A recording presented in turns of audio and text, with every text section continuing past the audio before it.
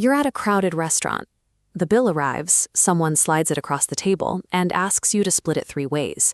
Suddenly, your palms sweat, your heart rate spikes, your mind goes completely uncomfortably blank. We usually treat this reaction like a personal failure of the mind. Culturally, we speak about math as if it's an invented software, like a computer code or a second language. If you can't calculate that tip, the assumption is that you simply failed to learn the rules. But a specific medical anomaly challenges this. When patients suffer localized damage to a specific part of the brain, they develop a condition known as acquired dyscalculia. A patient with this condition can remain highly articulate. They can read complex literature and reason through difficult logic. Yet, if you ask them whether the number 5 is larger than the number 3, they cannot tell you. They haven't forgotten how to read the symbols. Instead, the biological concept of fiveness has been deleted. It suggests that our capacity for numbers is less like a learned skill and more like a piece of physical hardware. This hardware is located in the parietal lobe within a deep groove called the intraparietal sulcus. This neural cluster acts as our built-in quantity estimator. It's online before we ever learn to read, providing an innate sense of amount, independent of formal education. It operates through a mechanism called subitizing. This is the ability to look at a small group of objects, usually a single one, or exactly 2, or perhaps 3, and recognize the amount instantly, without counting them one by one. Look at the screen. Your brain recognizes these amounts instantly. That was 2, that was 3. You simply saw the total.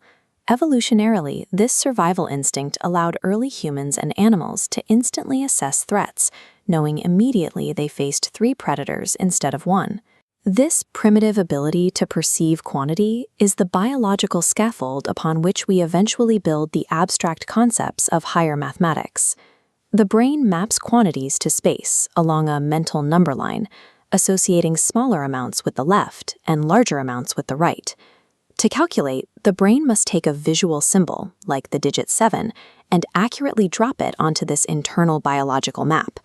Studying acquired dyscalculia reveals exactly what happens when the crucial connection between that visual symbol and that mental map is completely severed. In these patients, the visual cortex sees the symbol clearly, but the signal never reaches the intraparietal sulcus. The bridge is broken, so the biological feeling of the number 7 never triggers. For those with this specific condition, the struggle with arithmetic isn't a reflection of general intelligence, but a mechanical disconnect between a visual shape and a primal instinct.